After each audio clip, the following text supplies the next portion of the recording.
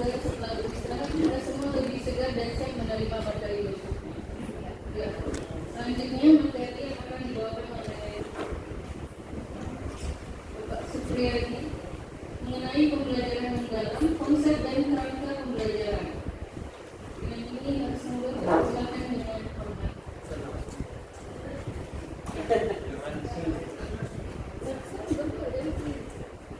Studentnya satu baru belum datang. Coding. Coding, Pak Yakub.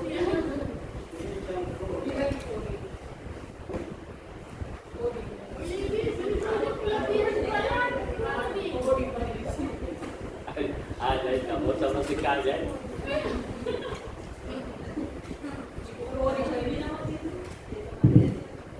Tes. Baiklah Bapak Ibu sekalian, Assalamualaikum warahmatullahi wabarakatuh. Masih semangat ya? Karena kita sampai sore ini. Iya. Insya Allah ada Ji. Ada. Oh ya ada. Kenapa ada untuk siang nanti? Jadi ini saya dapat bagian untuk memaparkan materi pembelajaran mendalam. Bagi saya ini materi yang berat karena terlalu luas. Jadi sebelumnya kami menginformasikan bahwa setelah kami pelatihan selama 6 hari di Mamuju, itu ternyata banyak sekali materi yang kami bawa pulang. Tapi ilmu yang kita bawa pulang sedikit. Jadi di sini itu lebih tepatnya kita diskusi atau belajar bersama. Lebih tepatnya itu utamanya kita bagaimana caranya kita bisa menyamakan persepsi terkait dengan pembelajaran mendalam ini ketika diterapkan di sekolah kita. Dan ini yang di video ini sebenarnya juga bagian dari tugas kami, karena harus ada laporan kalau kita itu sudah melaksanakan pembebasan.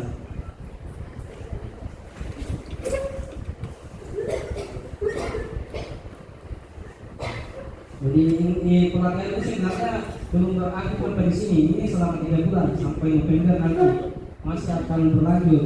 Masih ada yang namanya OJT 1, OJT 2 sampai OJT 7. Setelah itu ada lagi pertemuan selama 4 hari menuju itu yang 2. Jadi masih banyak prosesnya. Baiklah Bapak, kita mulai pembelajaran mendalam. Bismillah.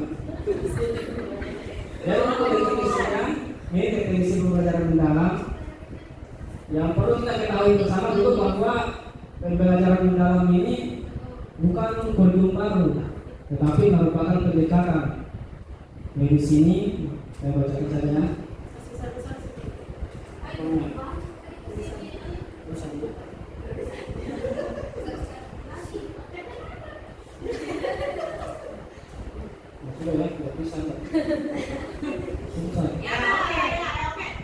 Nah ini bisa juga sambil dibaca. Pembelajaran mendalam itu merupakan pendekatan yang memuliakan dengan menekankan pada penciptaan suasana belajar dan proses pembelajaran yang berkesadaran, bermakna, dan menggembirakan melalui olah pikir, olah hati, olah rasa, dan olahraga secara holistik dan terpadu. Jadi kuncinya di sini adalah memuliakan.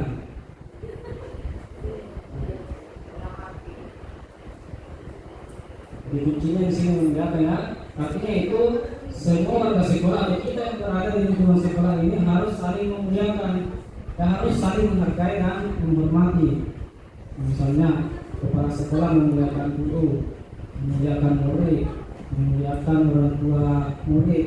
Begitu sebaliknya. Guru juga harus memuliakan kepala sekolah, memuliakan murid dan memuliakan orang tua murid. Begitu pun dengan murid harus memuliakan kepala sekolah dan guru dan memuliakan orang tua mereka sendiri.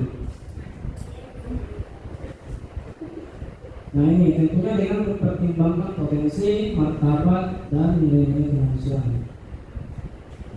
Pembelajaran mendalam itu sudah disinggung tadi sedikit oleh Bapak Kepala Sekolah bahwa dalam pembelajaran mendalam itu ada 3 prinsip yang harus dijalankan dalam satu proses pembelajaran, yaitu ada yang namanya prinsip berkesadaran, bermakna, dan menggembirakan, atau yang dikenal dengan 3 full, meaningful, mindful, dan joyful. Ada yang 3 itu, meaningful, mindful, dan joyful. Meaningfulnya itu berkesadaran, mindfulnya itu bermakna, dan joyfulnya itu menggembirakan. Nah, ketiga prinsip ini harus kita terapkan dalam satu proses pembelajaran. Dan kemudian ketika sudah diterapkan, itu diharapkan murid itu bisa mengembangkan yang namanya olah pikir. Olah pikir ini adalah intelektualnya, kecerdasannya anak.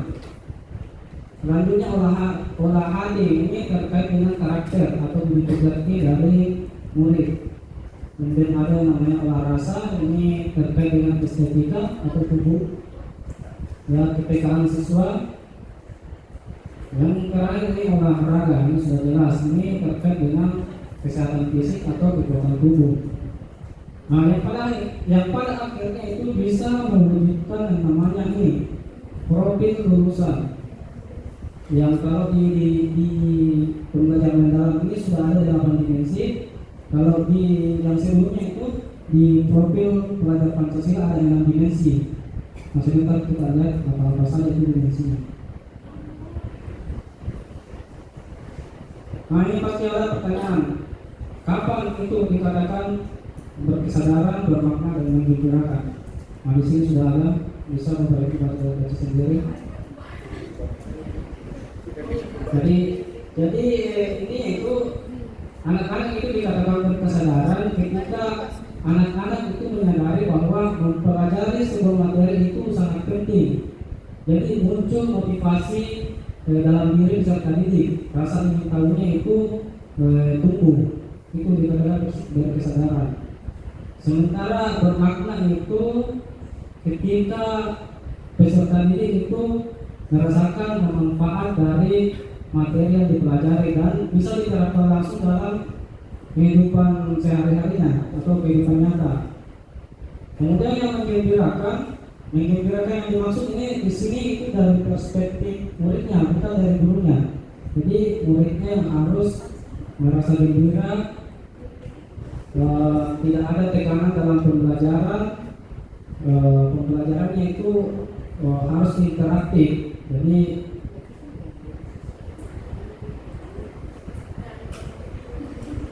nah ini olah pikir, olah hati, olah rasa, dan olahraga. Nanti dibagikan ya baiknya. Yang penting kali sudah olah pikir itu terkait dengan intelektualnya, olah hati budi pekerti, olah rasa itu terkait dengan kepekaan peserta didik, dan olahraga itu terkait dengan fisik. Nah ini kerangka kerja pembelajaran mendalam. Jadi ada empat kerangka pokok dalam pembelajaran mendalam. Ada yang namanya dimensi profil lulusan, yaitu merupakan fokus profil lulusan yang akan dicapai, yaitu ada keimanan dan ketakwaan terhadap Tuhan Yang Maha Esa, kewargaan, kreativitas, penalaran kritis, kolaborasi, kemandirian, kesehatan, dan komunikasi. Jadi yang pertama ini adalah kesehatan dan keluargaan. Ya, kesehatan dan keluargaan yang pertama. Yang enam ini sudah ada di dimensi produk terhadap Pancasila. Selanjutnya ada yang namanya prinsip pembelajaran. Prinsip pembelajaran itu dasar karakteristik pembelajaran mendalam, yaitu berkesadaran, bermakna, dan menggembirakan. Selanjutnya ada yang namanya pengalaman belajar. Pengalaman belajar itu sebagai proses yang dialami peserta didik dalam pembelajaran, yaitu memahami, mengaplikasi, dan merefleksi. Nah ini juga yang perlu kita pahami bersama. Memahami, mengaplikasi, dan merefleksi ini ada kaitannya dengan taksonomi Bloom. Yang mana itu? Yang C1, C2, C3, C5, dan C6. Kalau di pembelajaran mendalam itu memahami ini ada di level C1 dan C2. Sementara yang mengaplikasi ini ada di level C3 dan C4, yang menerapkan dan menganalisis. Sementara yang merefleksi ini ada di level C5, C6, evaluasi dan mencipta. Yang terakhir ada yang namanya kerangka pembelajaran. Ada yang namanya praktik pedagogis, lingkungan pembelajaran, pemanfaatan digital, dan kemitraan pembelajaran. Dari semua kerangka-kerangka ini semua nanti akan dicantumkan di modul di RPP. Ada semua ini di dalam. Nah, ini dimensi baru lulusan yang pertama itu tadi ya. Ini penjelasannya nanti dibaca sendiri. Nah, ini untuk penerapan prinsip pembelajaran mendalam. Yaitu yang pertama itu kesadaran itu ini indikatornya. Indikator berkesadaran ketika muncul indikator ini.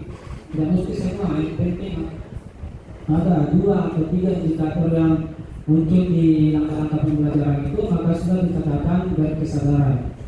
Sini yang pertama, kenyamanan peserta didik dalam belajar, fokus, konsentrasi dan perhatian, kesadaran terhadap proses berpikir, pengetahuan terhadap pengetahuan dan pengalaman baru. Nah, ini indikator untuk prinsip bermakna. Ini ada konseptual atau relevan dengan kehidupan nyata. Yang kedua, keterkaitan dengan pengalaman sebelumnya, keterkaitan dengan bidang ilmu lain.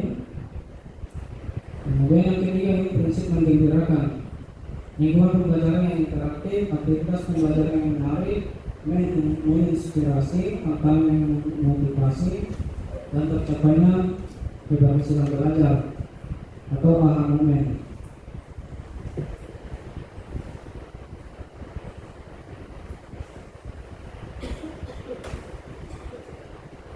Nah, selanjutnya adalah pengalaman belajar. Yang 3 tadi itu, memahami, mengaplikasi, dan merefleksi. Memahami itu adalah tahap awal peserta didik untuk aktif mengkonstruksi pengetahuan agar dapat memahami secara mendalam konsep atau materi dari berbagai sumber dan konteks. Tahap mengaplikasi ini peserta didik mengaplikasikan pengetahuan dalam kehidupan secara konseptual. Bahkan pada tahap refleksi ini, tahap refleksi melibatkan regulasi diri sebagai kemampuan individu untuk mengelola proses belajar secara mandiri.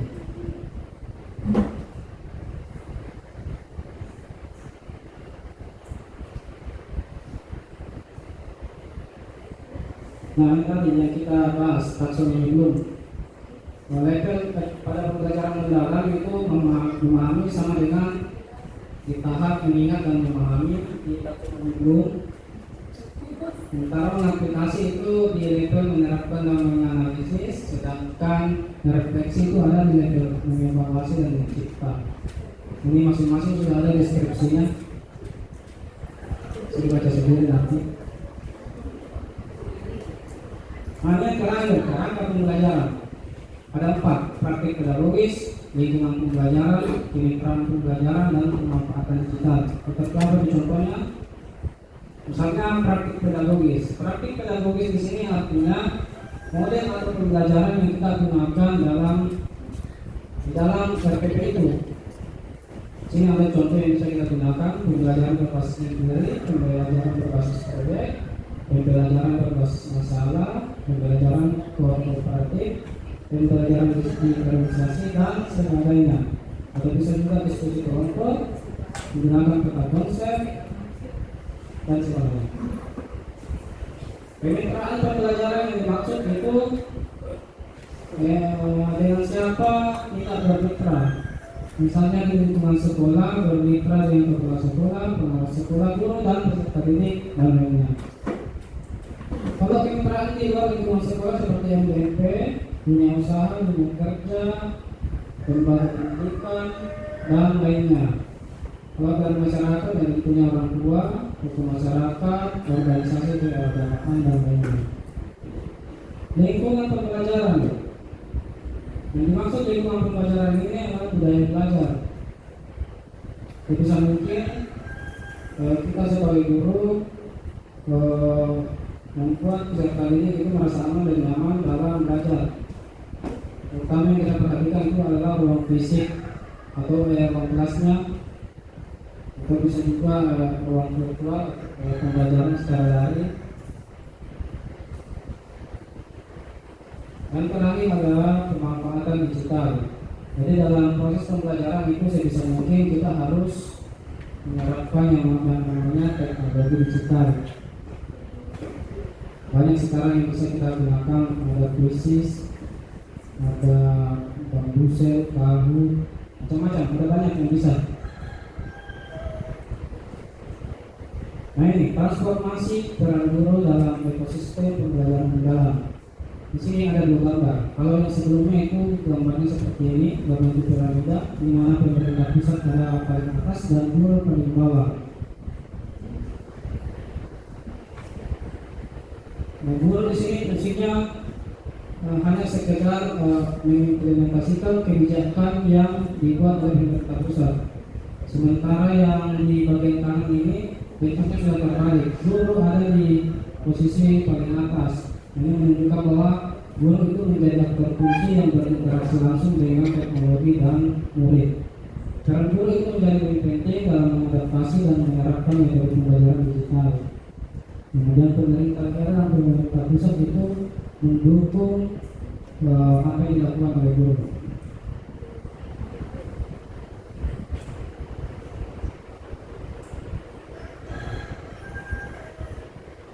Ini adalah ekosistem dalam pembelajaran mendalam. Lalu ada pemerintah pusat, kemudian melanjutkan ke pemerintah daerah, kemudian sektor pendidikan. Kemudian yang di tengah ini adalah ada interaksi antara guru dan peserta didik yang dibalut dengan yang namanya kurikulum, pembelajaran asesmen, tentunya didukung oleh keluarga dari murid, masyarakat. Dan yang paling penting, yang ini harus ada pemanfaatan teknologi digital, media, dan mitra profesi dalam pendidikan. Terima kasih. Sekian dari saya, Bapak Ibu. Saya kembalikan ke narasumber.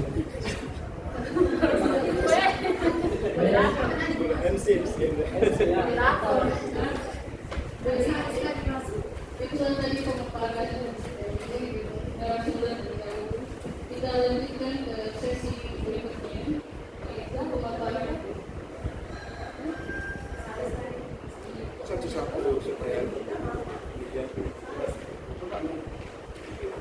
sebelum kita masuk ke materi selanjutnya, saya buka sesi tanya jawab. Mungkin di antara Bapak Ibu ada yang ingin dipertanyakan mengenai materi tadi. Silakan. Ada yang mau dipertanyakan?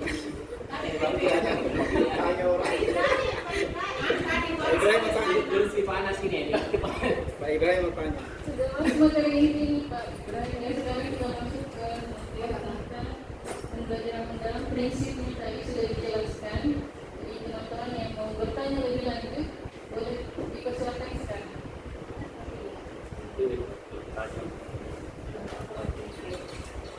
Jadi Bapak Ibu, saya menambahkan tentang Pak Adi. Jadi kita harus hafal itu nanti di dalam modul kita dalam terkait dengan SPP ada 8334. Tadi yang dijelaskan Pak Adi itu 8 itu dimensinya. Jadi dimensi ada 8 itu tidak masuk semua juga, dipilih yang mana cocok dengan materi kita. Misalnya apa tuh terkait dengan kolaborasi, kewargaan, kenalan politis, kreativitas itu ya. 8 itu dipilih. Bukan bisa saja satu materi itu 3 sampai 3 dimensi itu. Ya.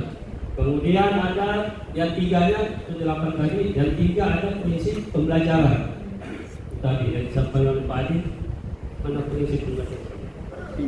Ya, berkesadaran, bermakna dan menggembirakan. Itu harus ada semua di dalam di modul ajar kita, modul atau SPP nanti. Kemudian ada pengalaman belajar, ada 3 juga, yaitu memahami, mengaplikasikan dan merefleksikan. Kemudian terakhir ada 4, yaitu praktek pedagogiknya, kemudian lingkungan pembelajarannya, kemudian pemanfaatan digital dan kemitraan pembelajaran. Nah, itu ada 4. Jadi kita hafal itu 8, 3, 3, 4. Jadi diingatkan kembali satu yang terkait dengan dimensi 8 dimensi itu dipilih ya sesuai dengan bisa juga semua kalau dengan materinya itu terkait semua bisa juga 8 semua kalau itu yang dianggap bahwa bapak ibu guru yang lebih paham di situ materi ini contoh semua itu dimensi 8 itu ya. Dan saya harapkan bapak ibu jangan dulu beraktivitas lainnya, tolong diperhatikan karena jangan sampai tidak selesai lagi modul ajarnya. Tolong diperhatikan. Mungkin itu Pak, silakan. Tolong ini diperhatikan. Misalnya mau menanggapi aja. HP-nya silakan disimpan. Ya begitu. Begitu cocok. Cocok. Dan sedikit lagi, jadi 3 prinsip pembelajaran ini itu harus ada dalam satu proses pembelajaran, tapi yang bisa terpisah-pisah. Misalnya di awal pembelajaran itu yang dimunculkan hanya berkesadaran saja, misalnya di inti yang muncul bermakna dan menggembirakan, atau di akhir muncul semua, bisa seperti itu. Tapi ketiganya harus ada dalam satu proses pembelajaran. Seperti itu Bapak Ibu. Ada Apa boleh? enggak ada ditanyakan mengenai modul. Contohnya. Untuk contohnya sebentar ada untuk di bagiannya bahasa. Itu di situ kita akan bahas semua di mana letaknya berkesadaran, bahkan contoh tindakan yang dilakukan oleh guru seperti apa. Berarti enggak Teori. Berteorinya. Terima kasih banyak menanggapi saya ini. Untuk bagian profil kelulusan Pak dapat dijelaskan.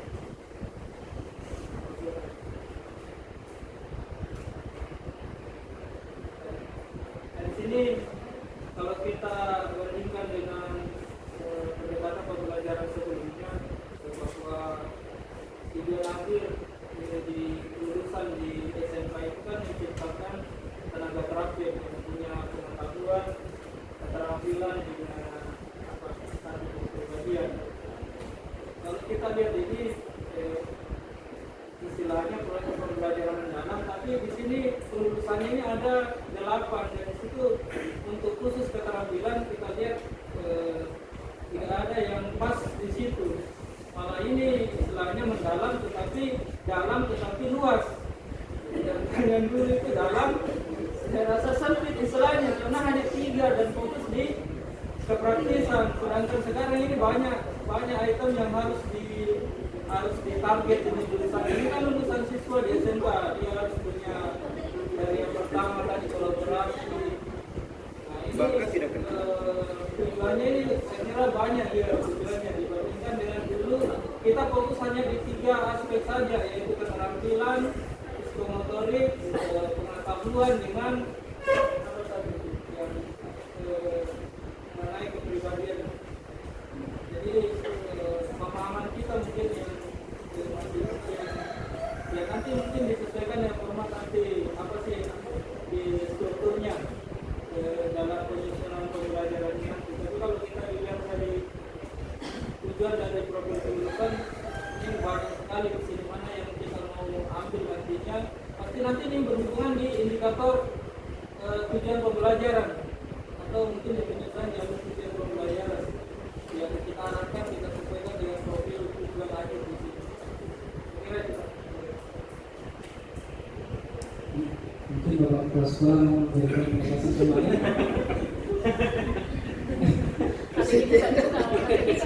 Sekian dan terima kasih. Baik, makasih Pak Yono. Memang secara prinsip ya, secara kalau kita lihat ini kan baru teori, tetapi dalam prinsipnya dimensi profil lulusan ya Pak Yono, yang ada 8 itu. Di sini memang kalau kita lihat secara karena ini adalah sebuah model atau pendekatan terkait pembelajaran, maka di dalam terutama pada jurusan itu tentang masalah penalaran kritis, karena mampu menjelaskan apa yang dihasilkan oleh siswa itu. Nah, itu ya.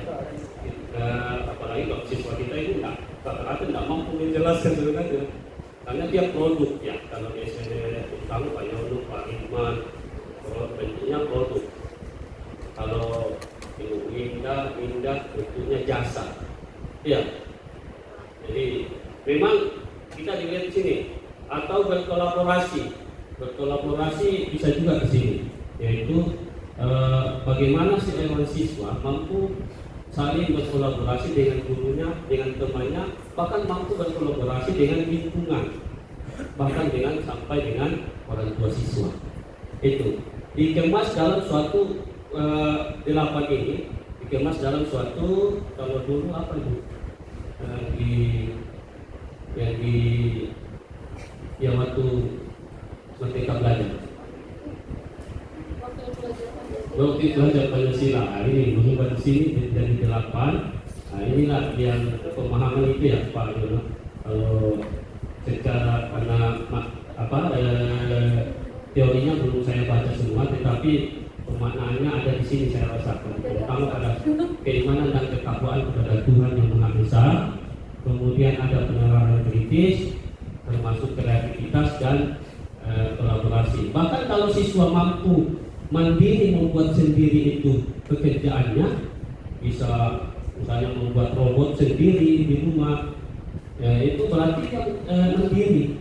Makanya guru memberikan tugas, terus dia mengembangkan diri sendiri, itu mandiri. Komunikasinya dilihat, jadi semua yang dilakukan oleh siswa itu pada saat Pak Yono bisa memberi tugas itu dia selalu bertanya, walaupun yang dibimbing kemarin Pak Yono yang setengah mati bertanya terus. Jadi di sini ini pemaknanya di dalam, dari memang secara tersirat kelihatan bahwa di situ yang sehingga bisa saja ketika anak itu memproduksi atau membuat sebuah karya, berarti ada 8 dimensi. Mungkin bisa saja semua dia tuntaskan itu 8 dimensi itu, bisa saja karena dia bagaimana ketakwaan kepada Tuhan yang Maha Esa, bagaimana keluargaannya itu dalam artian bagaimana hubungannya dengan guru, bagaimana hubungannya dengan masyarakat dia sendiri. Kemudian penalaran kritisnya, dia bertanya, dia mampu mengembangkan, ya. Kemudian ada kreativitas, mampu dia mengerjakan, selalu mengungkapkan dan lain sebagainya, aktif kreativitas, mampu membimbing teman-temannya, saling berkolaborasi bersama teman-teman. Mungkin bisa saja itu Pak Yono dari satu aktivitas itu menjadi 8 dimensi lulusannya itu, ya. Ini pemahaman kita. Nanti kita akan cari sama-sama terkait ini. Dan jelas saya rasa ketika pemerintah ini sudah diuji coba beberapa kali baru dikeluarkan. Pak Menteri kita ini profesor selalu menggaungkan dengan tentang masalah bagaimana 8 dimensi dan 3 prinsip, 3 pengalaman dan 4 kerangka pembelajaran yang digaungkan itu. Kita ini hanya pengguna, kita belum pernah meneliti sendiri menggunakan teori-teori ini, sehingga di mana yang telah diberikan oleh kementerian, maka kita akan jalankan sesuai dengan posisi kita masing-masing. Itu ya Pak Yana. Jadi terkait itu pasti di 8 dimensi ini diharapkan mungkin bisa saja satu materi itu, tapi kalau saya rasa di jurusan 8 dimensi itu bisa saja satu lulus ketika ada produk dan jasanya. Ya, silakan. Ya, terkait dengan itu Pak, yang mau saya tanyakan, kan ini kementerian biasanya dia melihat sekolah dengan rujukannya itu sekolah-sekolah yang memiliki prasarana dan sarana yang baik, sehingga kalau bicarakan ini misalnya kurikulum Pendekatan. pendekatan pembelajaran mendalam, otomatis sekolah itu bisa menerapkan itu dengan baik. Nah, bagaimana dengan kita sekolah-sekolah yang berada di jauh dari kota yang prasarananya dan sarannya sangat minim, Pak? Nah, oke, ceritanya ini kasih anak-anak pembelajaran yang menarik, menyenangkan, tapi kita yang mendalam, yang bermakna, tapi kita terbatas sama yang namanya sarana, prasarana. Jadi kita itu dituntut untuk memikirkan apa caranya supaya dengan prasarana begitu bisa tujuan itu tercapai, tapi padahal pada kenyataannya sulit, Pak. Nah, bagaimana cara itu Pak untuk atasi yang begitu-begitu, Pak?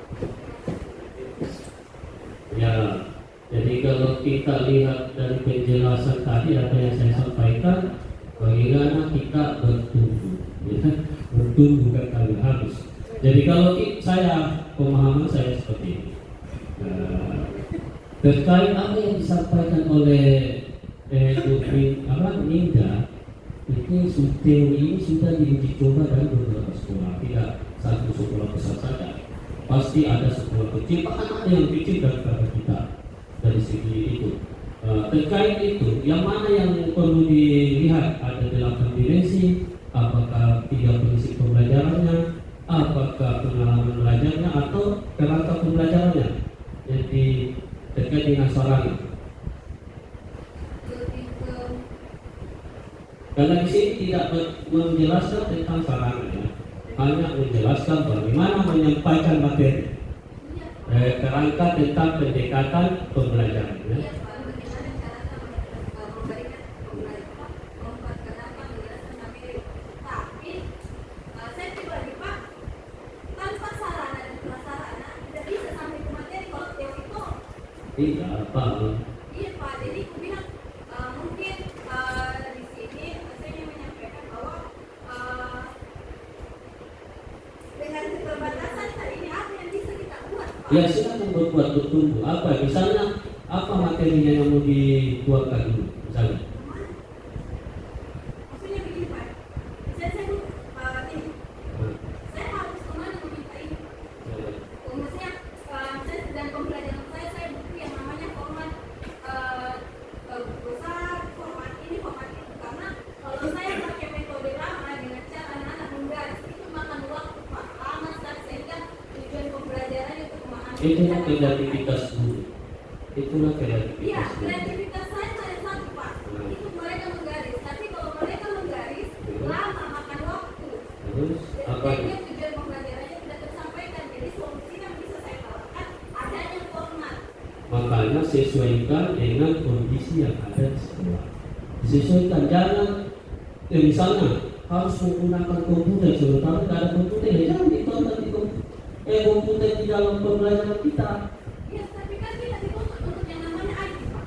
Gimana caranya kita? Nah, bagaimana? Kalau guru selalu mengatakan serba kekurangan, serba akan jalan, kita harus bertumbuh. Kita harus melakukan sesuatu berdasarkan kemampuan. Kalau dulu di SKTSP ada namanya KKN, bagaimana kemampuan guru dan siswa, ya kan? Bagaimana kemampuan sarana dan sarana prasarana, baik buku, baik bangunan, baik dengan lain-lain sebagainya. Yang ketiga apa? KKN. KKN kembali.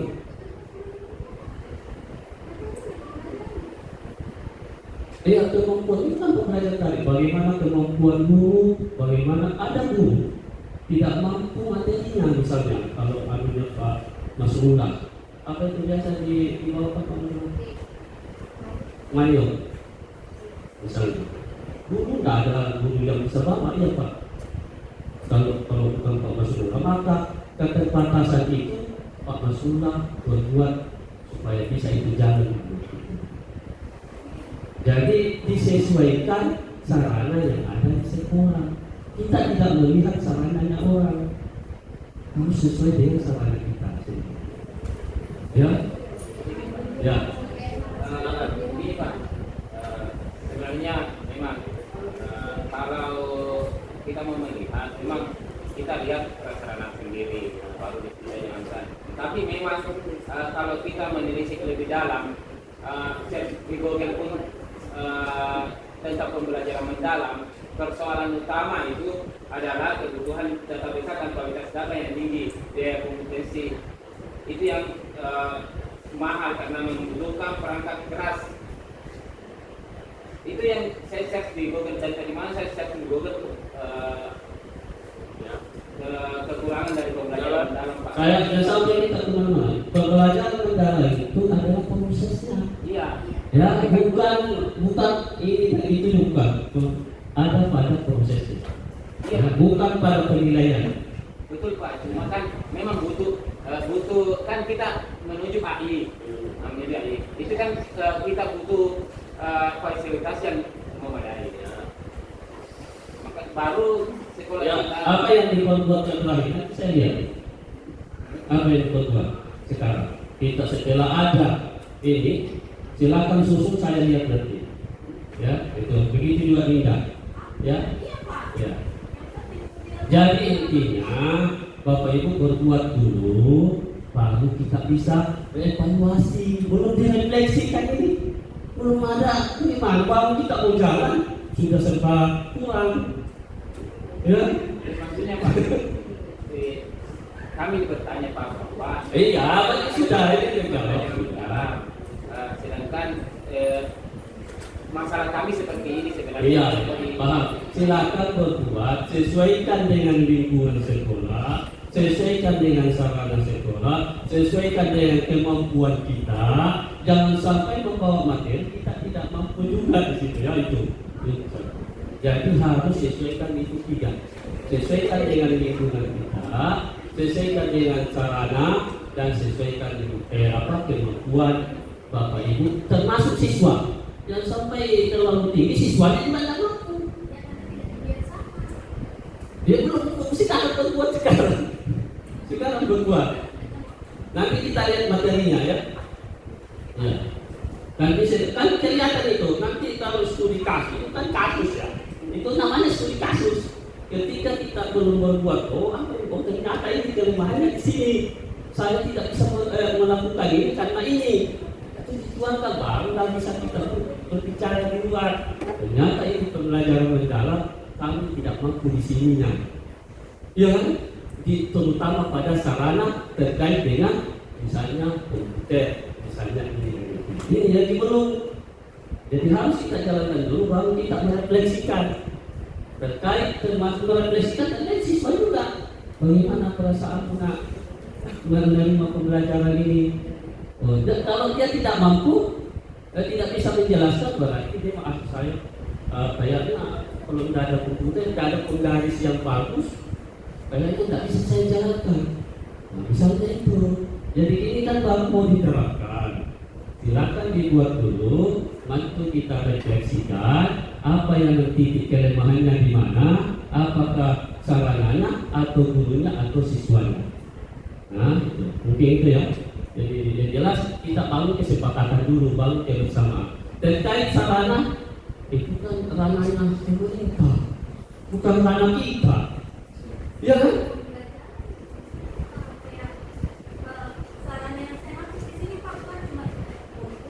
Iya, iya.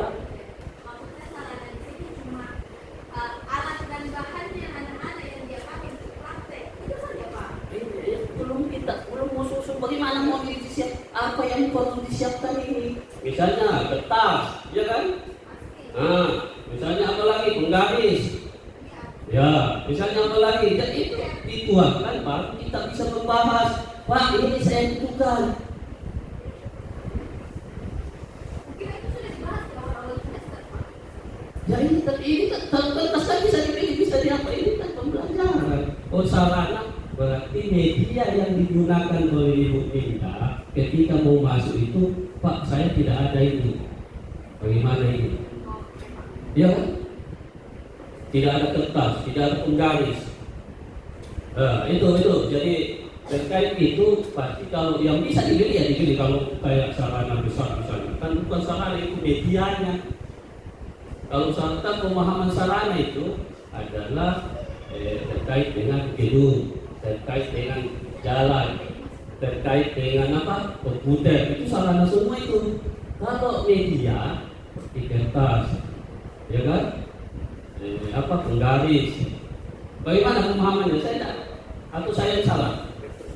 Mungkin salah Pak. Maksud saya sih cuma saya ke alat Alat dan media, alat dan bahannya ya. Itu masalah itu. Ikan bukan sarana, jadi saya selalu sarana. Yang saya bilang itu kalau akuntansi kan pasti komputer gitu. Ya betul ya, silakan. Silakan Bapak Ibu. Ya dituangkan saja. Oh, padahal Bang. Silakan Pak. Terima kasih atas kesempatannya. Assalamualaikum warahmatullahi wabarakatuh. Saya menyambung saja apa yang di Tapi yang dulu tadi bukan berarti salah ya, jangan sampai salah pemahaman kita. Bilang, Bapak ini kalau ditanya, ya enggak, kita luruskan. Yang penting Bapak minta di mana ke alat dan bahan. Ya, apa ya tadi kan sarana jadi itu. Sarana itu besar itu. Ya silakan Pak. Saya langsung saja Pak. Terkait 8 kompetensi standar tadi yang diungkapkan oleh Pak Yono. Nantikan ini kan pelatihan ini kan akan berlanjut Pak ya. Saya kira sebelum ini diterapkan di semua sekolah tentu harus sebenarnya ada acuan. Tapi kalau dilihat dari pembelajaran mendalam, acuannya standarnya adalah cuma SMA saja. Terlepas dari tujuan SMK itu dibuat atau dibikin begitu. Karena di situ dilihat secara analisis itu tidak menargetkan kompetensi yang diharapkan di sekolah, kompetensi sekolah SMK tadi. Apalagi dengan standar ada TESPA dan segala jenisnya setelah pelatihan yang kemarin. Nah tentu harapannya setelah kegiatan ini dan nanti ada pelatihan mendalam, tolong ditanyakan kembali tujuannya ini apakah memang penerapannya hanya di SMA atau SMK.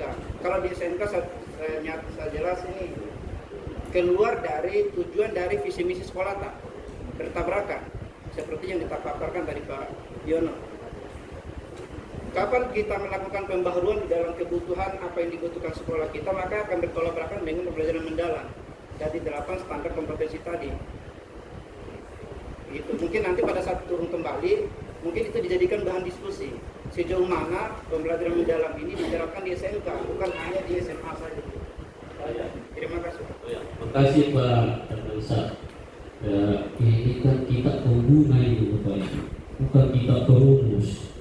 Kalau saya yang merumus, saya tanyakan lagi ya, ini kita pengguna. Udah barang jadi. Apa yang mau dilakukan? Kita ini sekarang menggunakannya bagaimana?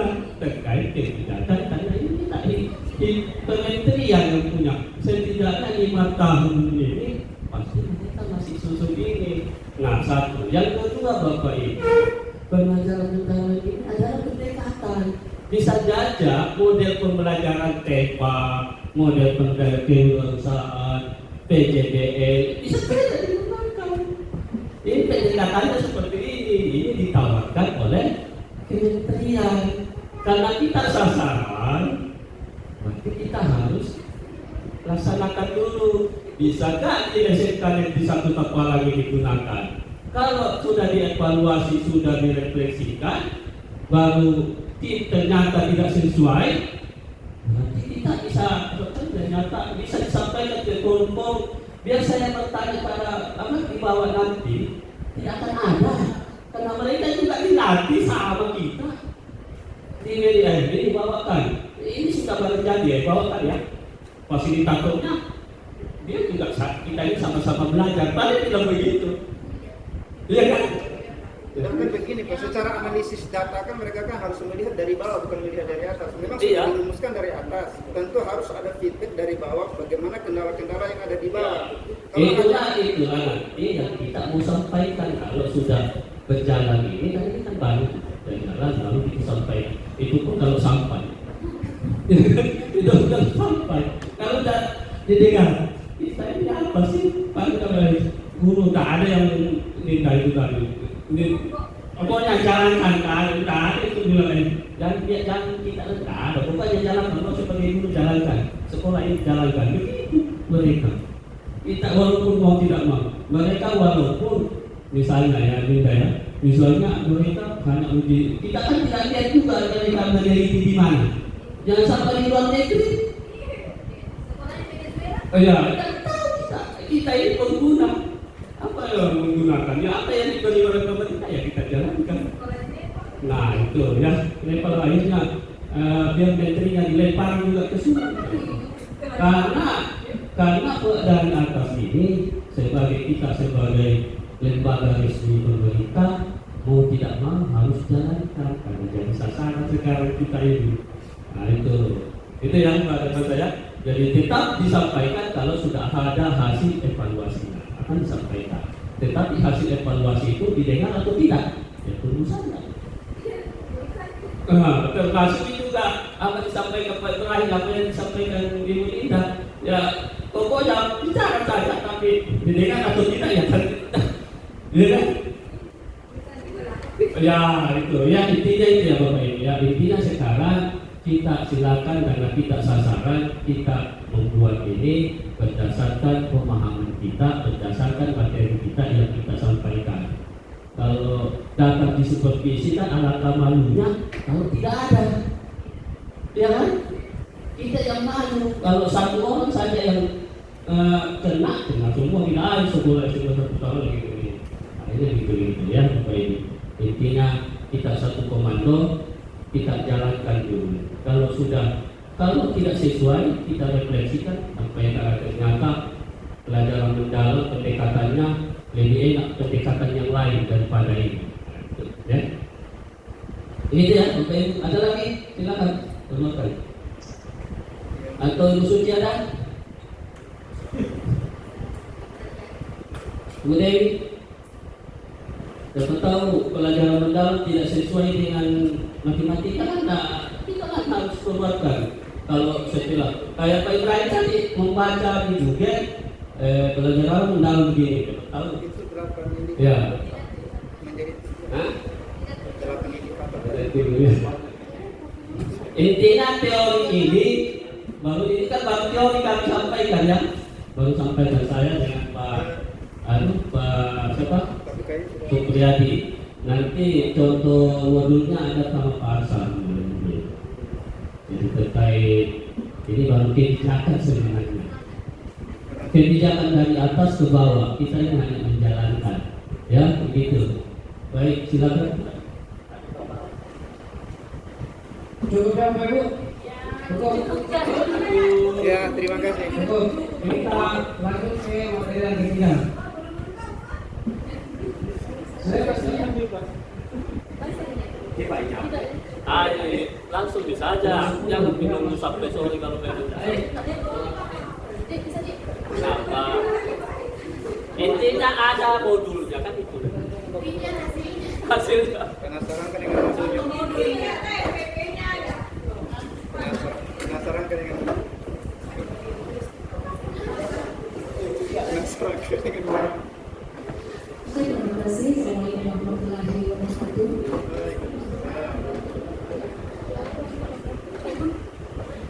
Terima kasih atas kesempatannya. Masih semangat ya Bapak Ibu? semangat. Oke, kita sendiriin dulu boleh? Kita sendiriin dulu supaya otak kita masih tambah bisa menerima materi kaitan meskipun kita sama-sama belajar pada hari ini. Apa Bisa ya? berdiri Ibu, Bapak Ibu. Putar tangan dulu.